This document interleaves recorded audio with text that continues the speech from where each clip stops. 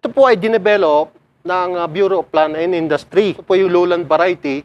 Ibig sabihin po, pwede po sa mainit. No? Pwede po sa mainit.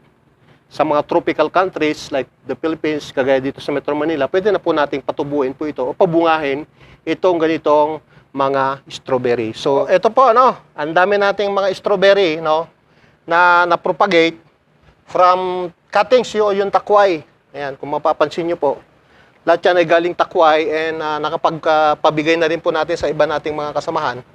And yet, magpaparami pa po tayo ng strawberry dito sa ating urban garden. Siya nga pala, ito pala yung yung ating ipil-ipil. So, bakit tayo may ipil-ipil? Mataas po sa nitrogen po yan at pagkain po ng ating bulate. So sa mga hindi pa po naka-follow sa akin, sa aking page, GP Mushroom TV po, paki-follow po yung aking page at saka sa mga nanonood na hindi pa ho naka-follow sa aking professional account, George Gonzalez Patare lamang po ang inyong lingkod. So, ayun, balikan natin. Kunin natin ulit yung ating Minix. Okay. So, ito nga po, ang daming takway. So, ang gagawin po natin dyan, isaabangan natin sila or aabangan natin yan ng naipit. Ng lupa. Ang dami pala. Kulang pala itong 8. Okay. So, siguro ilipat natin. Ito. Ayan, So, yung ating strawberry na area ay punong-puno na. Okay. Ayan. Puro takway muna tayo ang puproduce natin. Takway. Okay. Yeah. Lipat lang natin. Para hindi, may ipit. Sayang. Magparami po muna tayo ng cuttings or nung takway. So, yan. Naabang lang natin, Ayan. So, ganun lamang po, Iabang lang natin. Ba't nandito pa kasi ito muna? Diyan ka muna. Tumabi ka muna. Ayan. Ganun naman po. Ayan. Okay. So, ito, So, abangan lang natin po yan. Ganun lang tusok natin. Tayo natin.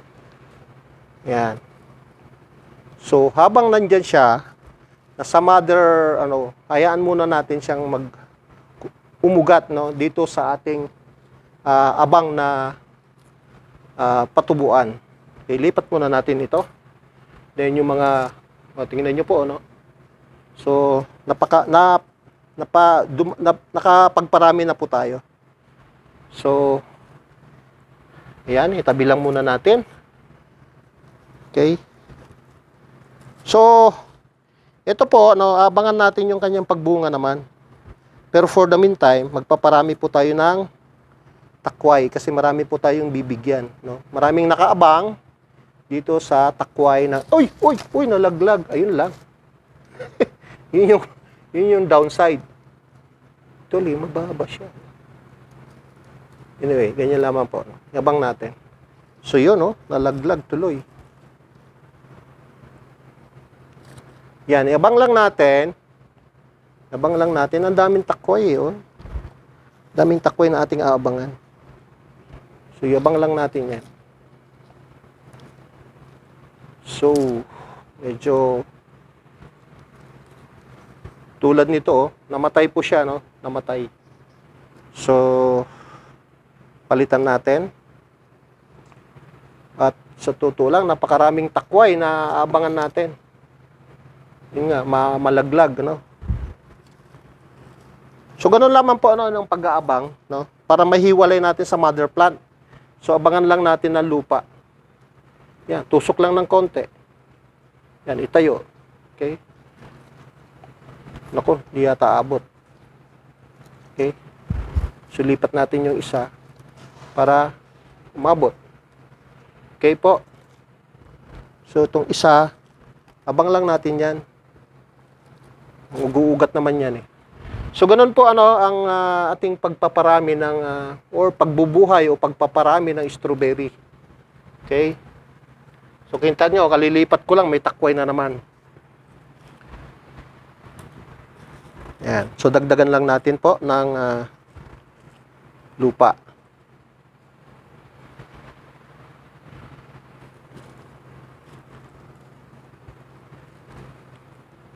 So dito naman po sa parting baba, ayan, mapapansin nyo. Ayan, ang dami na rin pong lumipat, no? I mean, ito po, no? Ayan. Kumbaga nabuhay na sa, pwede na nga pong putulin ito eh. No? So dalawa, ito buhay na tong isa. Ito, abangan natin. Oh, nagtakway. Yung dating takway, nagtakway na. Ayan po, ganun lang po ang gagawin natin para maihiwalay natin yung sa mother plant. No? So marami ngayon ho, marami po tayong patubo na ano, or takway. Tulad nito, meron naman tayong aabangan na isa. Okay? So hopefully, dun muna, ayan. Okay, abang lang yan. Ayan, maraming takway, no? Ating aabangan. So, ganun lamang po muna ang gagawin natin sa aking ngayon, magpaparami lang muna po ng runners. So ito na. May iba na. So ibang ko lang yan, ganyan. Okay. Kasya ba? Kasya. Ito. So ito po, medyo buhay na rin, kung mapapansin nyo. Dudagdagan natin ng lupa. Wala siyang magagalaw.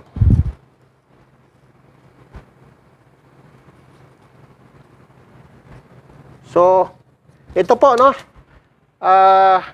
ganun naman po ako magpaparami ng ating strawberry. So, nagmula po tayo sa dalawang mother plant. At dumami po ng dumami. Dahil nga po, lahat ng takway, inabangan po natin ng plastic cup.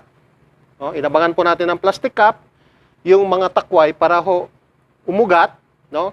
Pag-ugat niya, saka natin siya tatanggalin doon sa mother plant, Kasi po meron po siyang tubers po muna, 'di ba? Tubers, then meron siyang tangkay. So pag once na nakaugat na po, I mean, pag stable na po siya diyan sa inabang natin na plastic cup, tatanggalin na po natin, puputulin na natin siya doon sa mother plant, yung dependency niya po doon sa mother plant, puputulin na po natin, no? Ganun po yung pagpaparami po ng strawberry. So sa for now, wala pa ho tayong pabunga, po. So yun naman ang susunod natin na gagawin, yung pagpapabunga doon sa mga matured na plants, kagaya po nito. So we have 4, 5 po, 5 po yung matured na natin. Actually, hindi pa matured yata to. So, bali 5 po yung malalaki natin. And then, marami po kasi nag-aabang dito sa mga tubers natin o yung mga seedlings natin ng strawberry. So, ito po ay dinevelop ng Bureau of Plant and Industry. No? Sila po yung nag-develop niyan. Ito po yung lowland variety. Ibig sabihin po, pwede po sa mainit. No? Pwede po sa mainit. Sa mga tropical countries like the Philippines, kagaya dito sa Metro Manila, pwede na po nating patubuin po ito o pabungahin itong ganitong mga strawberry. So, sa ngayon, sasaliksikin ko po muna. Babalik po ako sa Bureau of Plant Industry kung ano po ang variety po nito. Basta ang nakalagay lang po is lowland variety. So, hindi natin alam yung code. So, hanggang dito na lamang po, At nakita nyo naman yung ating strawberry. Kung paano tayo magparami ng strawberry kahit po nandito po tayo sa tuktok or roof deck ng building. So, salamat po sa pagsusubaybay ng aking mga videos, and asahan nyo po na isi-share ko po yung mga practices ko, yung mga best practices ko sa mga ginagawa ko po dito sa aking mga halaman or ginagawa namin dito sa aming mga halamanan. Kasi dalawa po kami rito, nag-garden dito sa taas po ng building. Dito sa West Tower po, Kasi meron din po tayo doon sa East Tower na nag-garden din. Yun, na binidyuhan ko po. Kung maalala nyo, yung trellis naman, Gusto kong i-adapt yung trellis, So, ginamit lang scaffoldings and then mating. Di ba? Ang ganda. So, may pagkain tayo, kagaya nito. Ang saluyot ko. Ang pinakamamahal kong saluyot. na almost 17 years. So almost magdadalawang dekada na kasama ko yung kanyang binhi. So ito yung saluyot natin na matagal na po sa atin itong binhi na po ito. So palalakihin natin, pabubungahin natin para magkaroon ulit tayo ng binhi. Ang sabi ni Kuya G, tanim lang ng tanim para may aabangang aanihin. Thank you so much and God bless everyone.